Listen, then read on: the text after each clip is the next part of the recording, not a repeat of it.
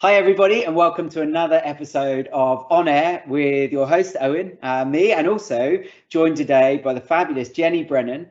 Now Jenny is the Senior Director of Sales at Agorapulse. I'll let her tell you a little bit more about herself and Agorapulse in just a moment. Today, I think we've got a really exciting topic because we're talking about how to build the inside sales process when I'm looking at the journey of sort of 0 to 10, and probably beyond that, because I know that's where Jenny and her team are about to go. But I think Jenny's been on that ride. She's had lots of experience of getting things right and wrong, no doubt, over the last 4 or 5 years. And we're going to pick her brain today and find out what she would have done differently, what she's learned, and what we can learn if we're about to embark on, or if we're in the middle of that journey right now. Firstly, Jenny, welcome to the show and thank you for joining us. How are you? Hey Owen, I'm really good. Thank you so much for having me on your show. I'm actually really honoured, really excited about this. Looking forward to it. It's a pleasure. No pressure. I've heard great things. Yeah, looking forward to it. Yeah, no, it's great. I've listened to some of the most recent episodes, and it's a fantastic show. So hope I can add some value to your listeners. Thank you. I appreciate that. And look, the topic's a big one today, and we've kept it quite broad and general on purpose because we probably could have broken this down into 10 separate topics in itself. We're really looking at your journey over the last 4 or 5 years from where you were the first hire in to build, or the first person in to build an inside sales operation. We're looking at the team element, the process, the operational piece, and how it's got to where it is today, which is circa 10 people, and then obviously into the future, some of the things that you're going to need to consider. So lots to cover. And hopefully we'll pull the really powerful bits out. I think before we get into the topic, though, it'd be really good if you can do our normal 2-minute intro. Who is Jenny and who are Agorapulse, just so that our listeners and watchers have got some context. Yeah, sure, no worries. Well, I suppose first of all, who's Agorapulse, right? Agorapulse is a software solution where we help our clients take control of their social media management. We help them to stay organized, save time, easily manage multiple social media accounts across all of the platforms in one place where they can collaborate with their teams, run their reporting and their publishing. And we're a French company. Our head office is based in Paris, but we've got a global footprint. We've got a pretty big team over in the US and expanding out through Europe as well. So that's kind of the very high level overview of Agorapulse. Nice. I'm Senior Director of Sales. I'm based here in Galway, in Ireland, the west coast of Ireland. I'm very remote and near the seaside. And I've been working here for just coming up on 5 years. Lovely. A Galway girl. There we go. Isn't there a song about that? Yeah, well, actually, I'm a Dublin girl, but I've claimed Galway as my home. I definitely love Galway. It's a very funky kind of kitsch place to live. It's a university town, and yeah, it's really lovely. Very nice indeed. Well, look, firstly, thank you for the background. Let's get into it because that's what we do, and let's focus on the beginning of the journey. So just give us a sense of how you ended up here. So you were the first in to grow this. What's the brief story on how you ended up being there? Yeah, well, the backstory is that I got into business online in 2011, 2012, when the recession had firmly taken its grip on us as a family. And I took to Google one night and searched how to make money from home. I think like so many people at the time, and I discovered this whole world at my fingertips and opportunities to do business. And I set up my own agency. And one of my first clients was Agorapulse in 2013. And I met our CEO, Emeric Ernaud, on Twitter, and I was giving out about Facebook reach, and he said, I need somebody like you on my team to help us. I've got a whole thing, lots of things going on. I'm a founder of this company, and I just can't do it all. So he was one of my first clients inside my agency, and I worked from 2013 to 2017 as a contractor providing services. I built my own agency. I had lots of clients. Mostly Facebook advertising was kind of my gig. And then 5 years ago, Emeric approached me and said, I'm doing all the sales myself. I really need somebody to come in here and help me do it. I think he would be great. And so that's where it all kind of began. Yeah, it's a brave conversation, isn't it? I know you're running your own business. Do you want to come and work and go back into employment? Yeah. That must be a scary leap. Yeah, it took me the guts of a month to make that decision, because I'd come from a scary place of having, already lost a business thanks to the recession, and rebuilding something that was very much my own. But I guess the way Emmerich pitched it to me was that you're going to get the opportunity to work in a much bigger organization. SaaS is a great industry to be in. It's only going to grow. We think you've got great talent to make a really great salesperson, and it's a great career trajectory for you as well. And you're going to get to learn from other people. So like working in isolation on my own in my own business was very lonely and very challenging. And now I work in a bigger organization with lots more resources, and I feel very supported. So for me, it was the right decision at the time. Okay, and tell me about the brief. So you're coming in to do this role.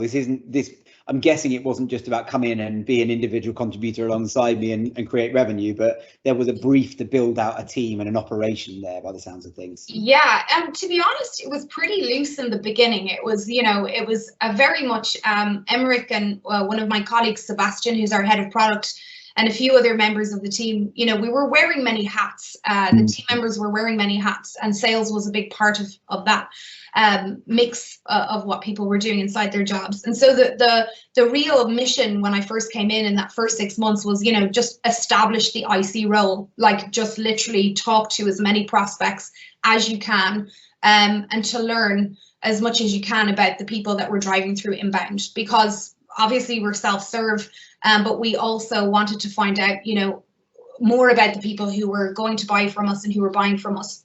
And so for the first 6 months, I literally just sat in Zoom 6-7 hours a day and spoke to anybody who reached out looking for a demo. Yep. And that was great, and it gave us, some insight into obviously the market that was being driven towards us in the first 6 months.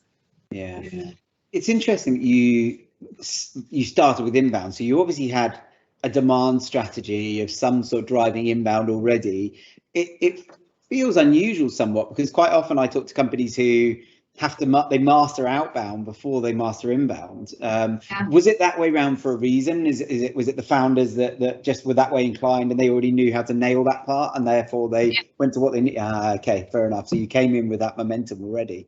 Yeah, you hit the nail on the head. I mean, a lot of what was done in those early days, was creating really great content that was driving interest, driving leads into the business. And I think back then, we were definitely less sales driven, as in, it was all about self-serve, and it was all about generating the demand for inbound. Yeah. One of the things I think that we did very well, and certainly, again, just alluding back to Emmerich, our CEO, one of the things that he did was he really established us as, experts inside the social media marketing world. So he spent an awful lot of time and energy and investment networking one-on-one, going to events, going out to the States, and establishing ourselves out there and increasing visibility. So it was successful. No, well, certainly was. But the fact that you went, I think you gave me some notes beforehand, and we talked about the fact that, you went first rep, I think 2017, and then 18, 19 grew to 7 reps, all managing inbound. I mean, that tells me there's a good demand strategy working alongside your sales team. And if ever we were talking about the alignment between sales and marketing, there's a great example of it right there. Yeah. So how did you get that volume up? How did you get the volume of inbound growing alongside the growth of the team? Yeah, like they definitely started to invest in a lot more paid. That's definitely a huge part of the strategy as well. So, not only just the organic, we also did a lot in terms of partnerships. We have our head of partnerships there as well at the moment. So there's lots more strings to the bow being developed right now, as we speak, in terms of the inbound. So that was literally, we added to what we already had as a base foundation, and we amplified from there. Okay. And tell me about the first person you hired, the first rep. So I always think that first hire is critical, but also very difficult to get right first time, because you've got no blueprint, no culture to go, well, that's what it needs to look like. No, you're very little picture in your head. You're kind of making it up as you go along to some degree, and you can draw an idea, but we all know it's not going to end up like that. So I find that first hire in a new sales team, is outside of you as the leader, is pretty tricky. What did you look for, and what did you end up with? Yeah, it's pretty tricky because, you know, you're going to have to start handing over a lot of what you do. And if you're anything like me in terms of being an individual contributor, I am a very passionate salesperson. I mean, if I get to go on the sales floor, I love it. I thrive there. I really enjoy talking to people and listening to them. And so the first thing was, you know, the person really needed to have the characteristics that fit into our company culture. That was very, very important to me.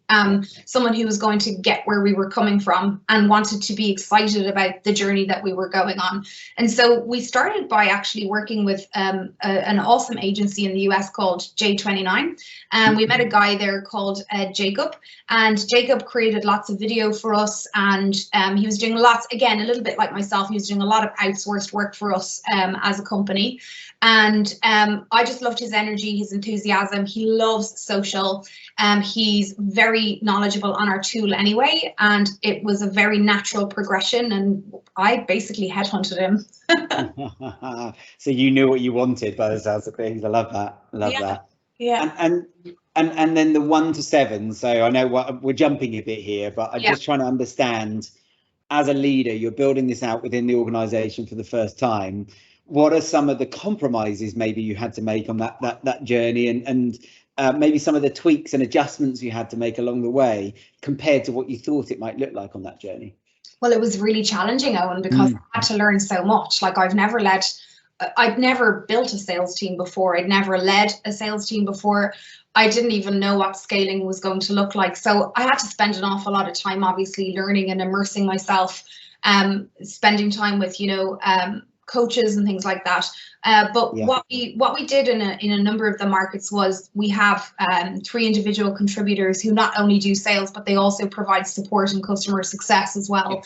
And so that allowed us in those what we would call secondary markets to just, you know, start rolling out that process over there. And we've now done that quite well. We're now in a position where we're looking at moving people into full-time roles over there as well.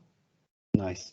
With you touched on something there. So you were brought into role by Emmerich, was it? Emmerich, who kind of encouraged you to come in, and he clearly saw something there, because it wasn't necessarily experience in scaling a sales team and a sales operation. It would have been, you know, the cultural fit, the mentality, the commercial approach, the way you think, all those sorts of things.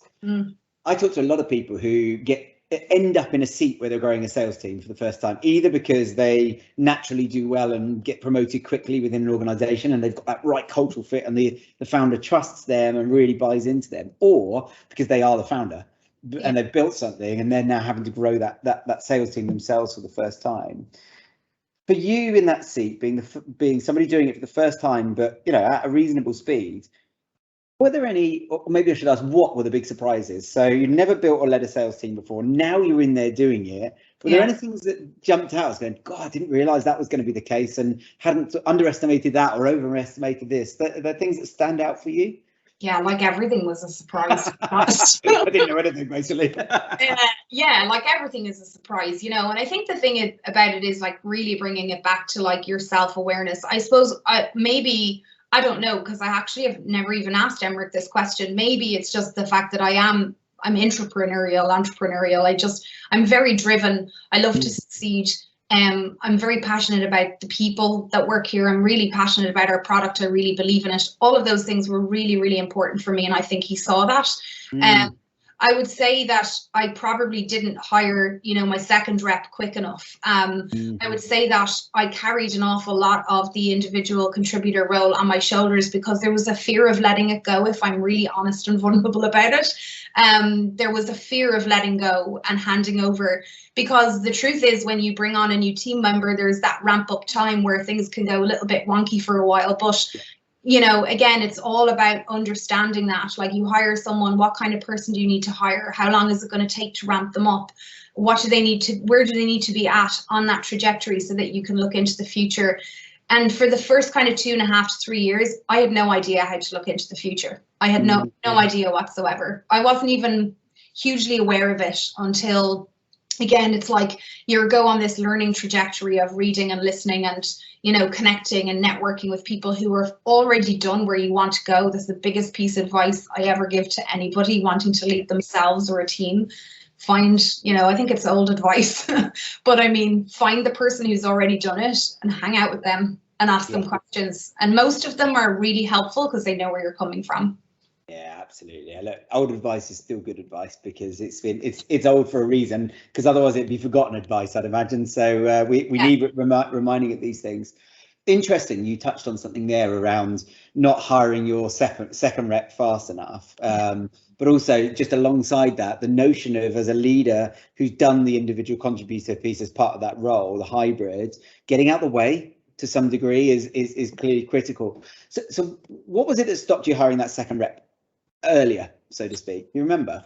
Yeah, it's a really good question. I suppose we probably weren't set up the way we're set up today. And what I mean by that is, I remember I started in the July, and in the 18 months later, we decided we'd have a sales retreat, and we would go to our head office in Paris, and our CRO, Michael Angeletta, who was our CMO, I worked very closely with him.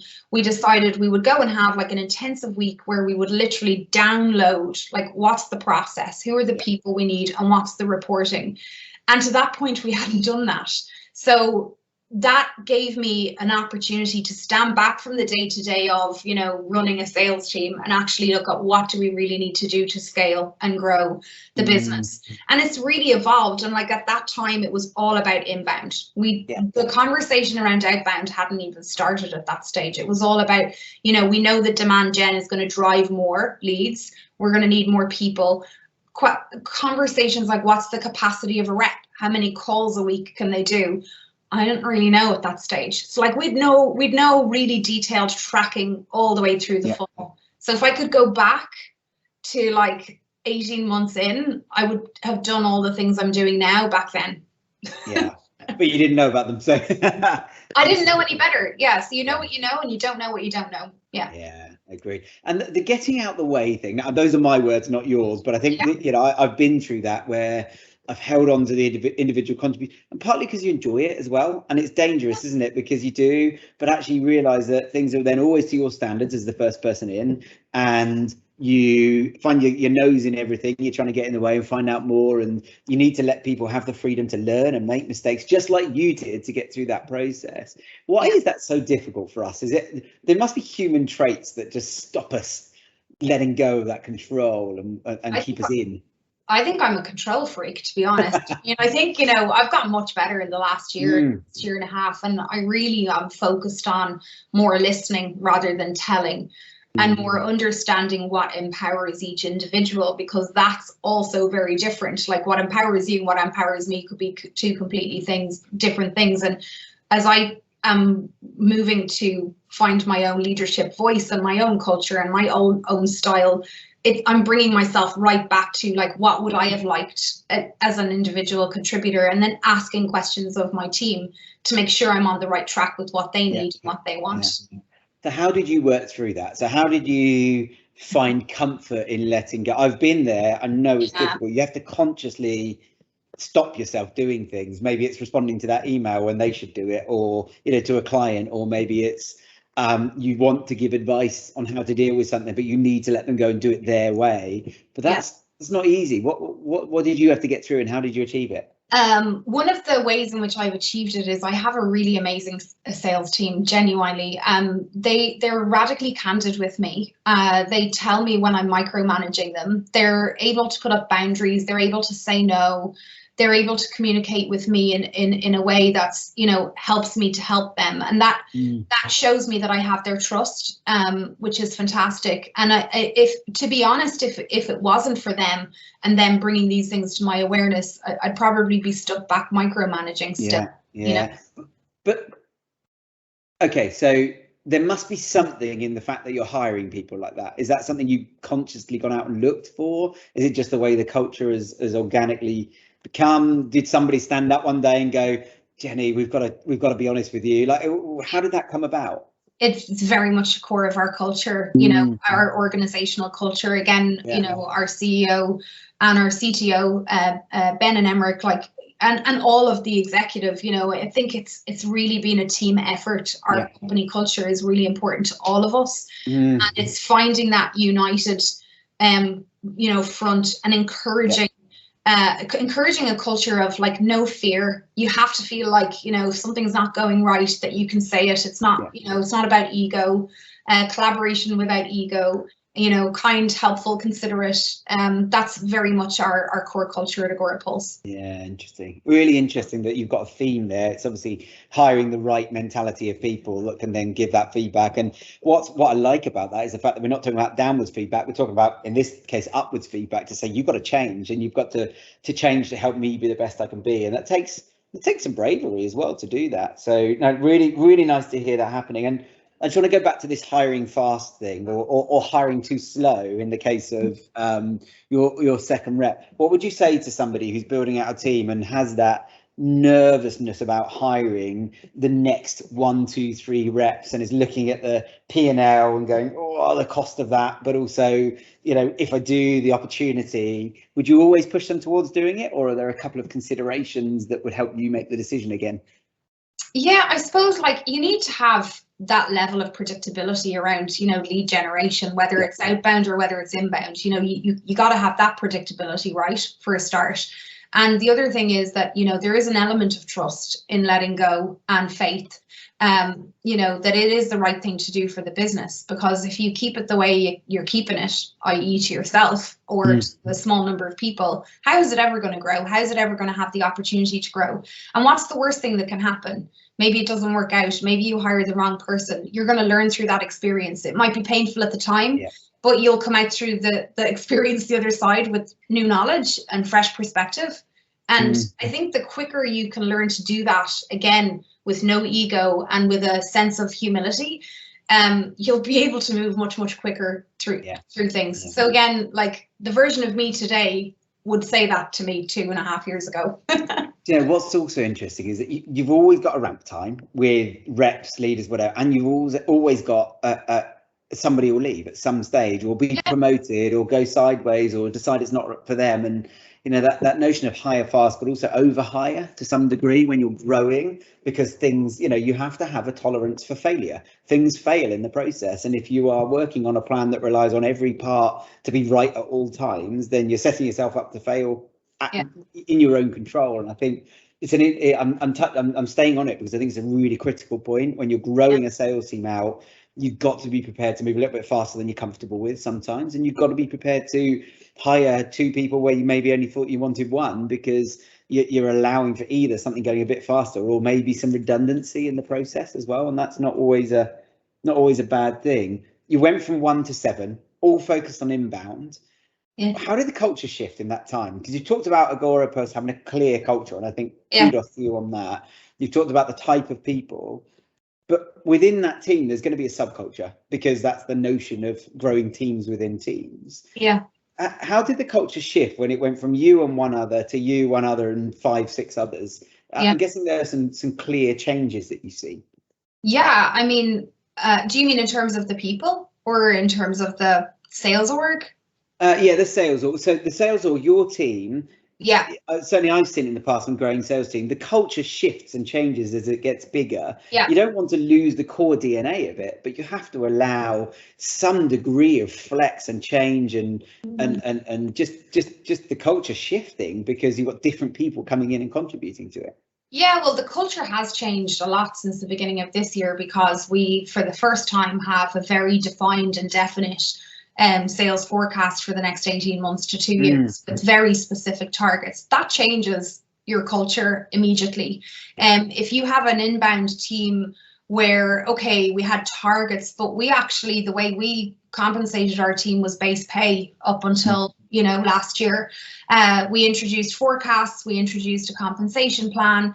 That changes the game, and that changes dynamics, and it, brings in competition amongst reps. It brings in a different level of sometimes stress and anxiety as well.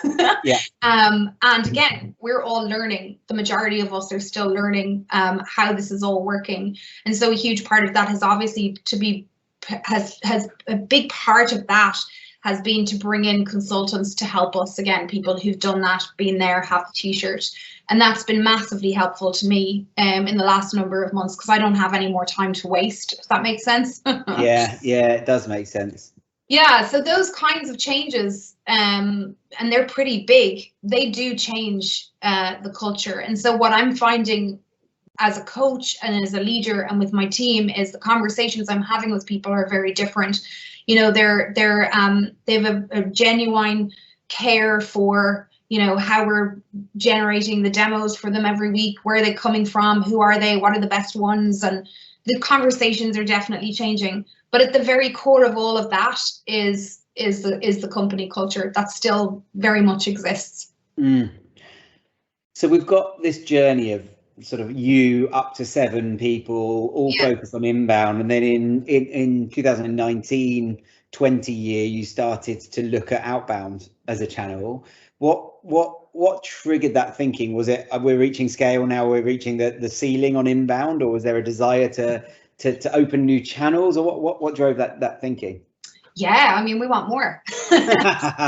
We want more customers, you know, and also like where we're positioned in our market, you know, there's lots of players in our market, but we're right up there amongst, you'll have heard of Hootsuite and Sprout Social and Agorapulse, and we always come up in those conversations in terms of evaluation, and we want more customers.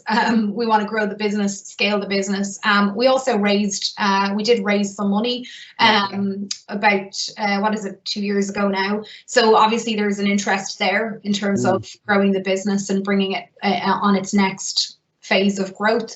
And so in order to do that quickly, we decided, we made the executive decision to really focus on being more sales driven from the perspective of, you know, again, having a product that has a market fit, is already successful in its own right, and just finding more customers for the product. So that's what we've been working on since kind of the end of last year, beginning of this year. Okay, and I always find it amazing that people are so underprepared for the difference between inbound and outbound, because they are polar opposites in terms of the way you sell, the way you engage, the processes, all those sorts of things. What did you learn in that process? Because there must have been some really steep learning curves for you. Yeah, we did some tests. I remember about 1.5 years ago, myself and Michael decided, let's do outbound.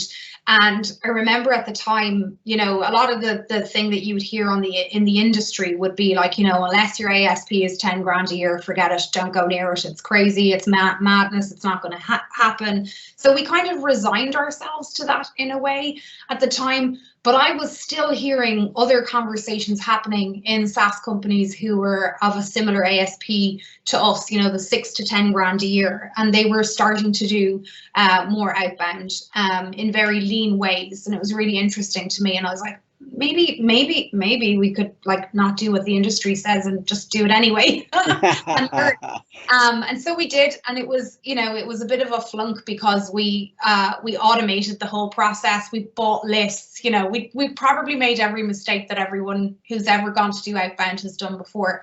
But then what we did was late last year, we actually decided, okay, do you know what we're going to do? We're going to hire our first SDR. And at the time, you know, we'd never hired for outbound before. So it was a real leap of faith. And we found Selvin, who is our SDR leader. He's awesome. He worked at some fantastic companies, and we hired him based on his experience and his knowledge and his passion for being an SDR and for that whole world. Because in terms of being an individual contributor, I would have always found outbound very challenging, very hard. Yeah. Send me the leads, no bother, I'll close them. But ask me to go and find them would be my challenge. And he loves that. He really, really thrives on that. So we've been working with him since last November, and now we're scaling out it. We took the time to establish a process, you know, on all of our, and again, we've got so much inbound that what was happening was the current team that we have, we weren't getting to everybody. So now we need to have another layer in there of marketing development reps. And then we're also building out a team of sales development reps to go out into the market. So there's 2 things going on there in order to drive more revenue. And what do you see as the biggest differences between inbound and outbound? Well, I mean, based on my own experience, at least with inbound, people have raised their hands, haven't they? They've done their research. They know what they're looking for. They kind of already have an idea of what's on the market. Maybe they've started a free trial of your product. They have some knowledge of you. Whereas with the outbound, you know, you're going to find more people like that, but your messaging really needs to be on point so that you hit that problem straight off the bat. Because if you don't, it falls flat on its face. Falls flat on its face. Yeah. And what about the people side of things? Because I've seen organisations in the past, no doubt you have, take inbound reps, go, oh, we're going to do some outbound and fail miserably. You need to look for something different to get that person right. And as you say, the guy you've hired clearly loves it. What's the difference? Is that just an experience thing? Is there a personality or a trait thing you're looking for? Yeah, definitely a personality and a trait, you know, that kind of curiosity and coachability and passion for what they do, because of course, you know, SDR teams are a high turnover anyway. And I made that mistake. You were talking earlier on about, you know, making sure you've got a pipeline of headcount. You know, I made that mistake earlier on in the summer where I had hired a couple of people. This is great, you know, and then, for some whatever reason, they decided not to start with us and I had to start the whole process again. You're a quarter behind. Painful experience, which will never happen again. And again, just as a sales leader, it's like, okay, actually, maybe I'm not the right person to actually do the recruiting. Who can help me to do that? So we've worked, I'm sure you know him, we're working with John Richardson from EXP Recruitment. And I reached out to John and he specializes in hiring SDRs and MDRs. And I was like, right, John, please take this over from me. And he's going to find us our team. And again, part of that will be consistently making sure that we've got a pipeline of people. Yeah. Absolutely. Yeah. Well, look, if you're gonna grow an outbound team, and this is the thing, it is a harder thing to get right than inbound can be. That's not to say inbound's easy. Let's not put it in the easy, because it's certainly not. But there are more points where failure can happen in outbound, and I think people underestimate the differences between the two. So it's really interesting to hear you talk about that. When you decided to bring your SDR leader in, there's obviously a moment where you went, I can't do this myself, or I need external support. Did you hire that person in to lead first, and then or did they contribute as well? So that they a sort of a bit of a hybrid, grow the department and be bringing in revenue and generating opportunities at the same time? Yeah, we brought him in as an individual contributor, knowing that he has aspiration for leadership. Right. And knowing that he is passionate enough to be an individual contributor for a certain amount of time. And, you know, both he and I have spoken about my own trajectory in terms of I started as an IC and then I've moved my way through because that's what I really wanted to do. And he's the same. And, you know, even this morning we were having a conversation about balancing time and tasks and things that you need to get done. And your priority always is to keep feeding the pipeline for the AE team. But he's also got this other strategic piece now starting to go on, and hiring and everything else. So my job really is to manage and support him through that as well. He's doing his job. Yeah. Do you know what's interesting? So I think it's one of the hardest roles to fill. Is the SDR team lead manager kind of role, whatever you want to title that as for outbound, because there's almost like an 18-month window where pre to that window, people are too junior, they haven't got the leadership qualities, they're not quite ready to start managing a team or the commercial knowledge.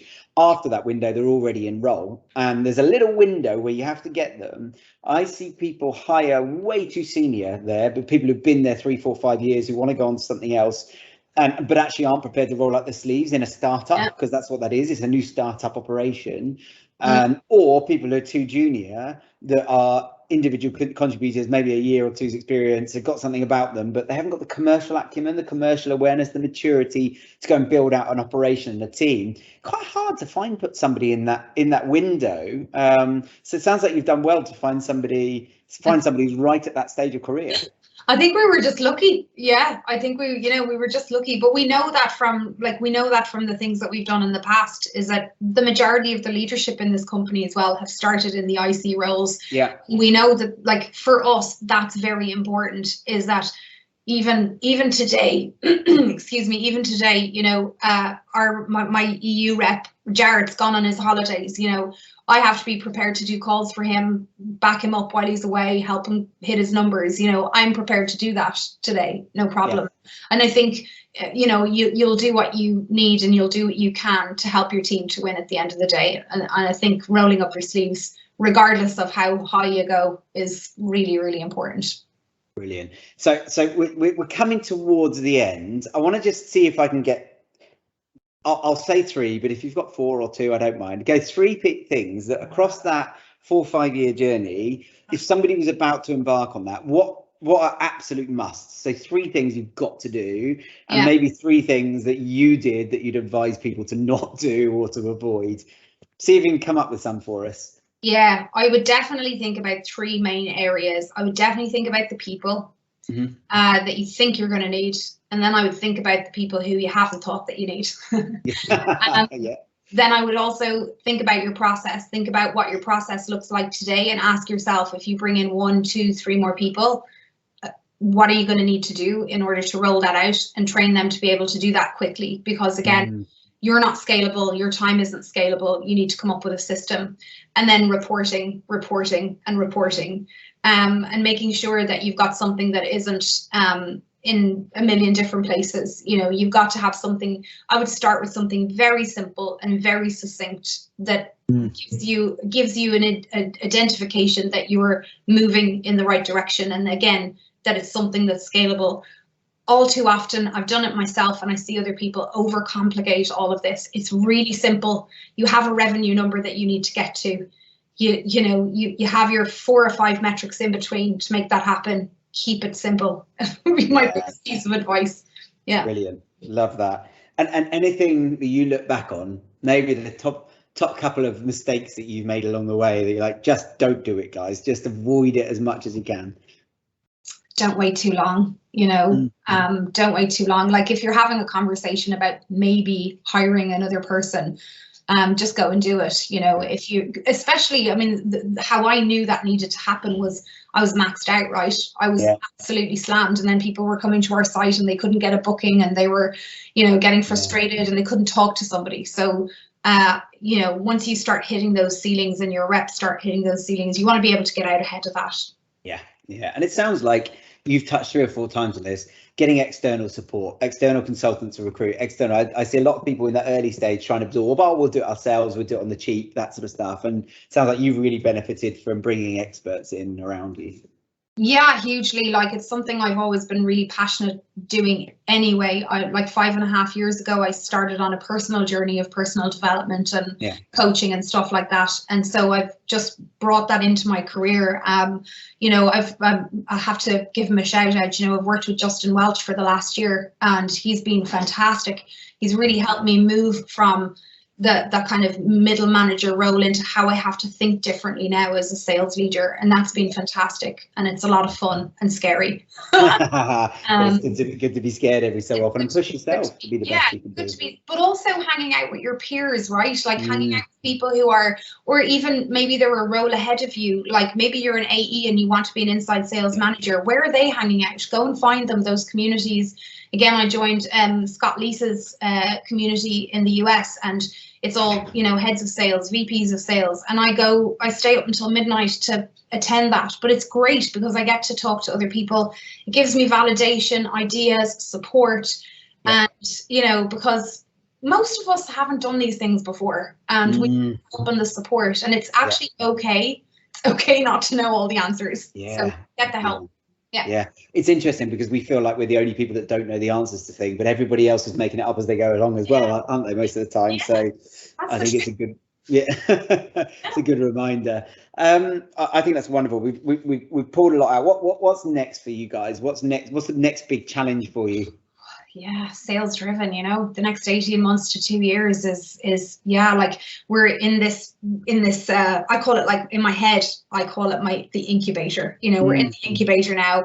We're starting to run experiments in Outbound. We know that we've got to focus on a very specific ICP at a certain ASP. Like, we've learned all those things. That's where we're at, and the sky's the limit if we get it right. But I'm also very practical that you got to be willing to try things and learn from them and move on, and to do it very, very quickly. If you stall too long, you're going to miss the boat.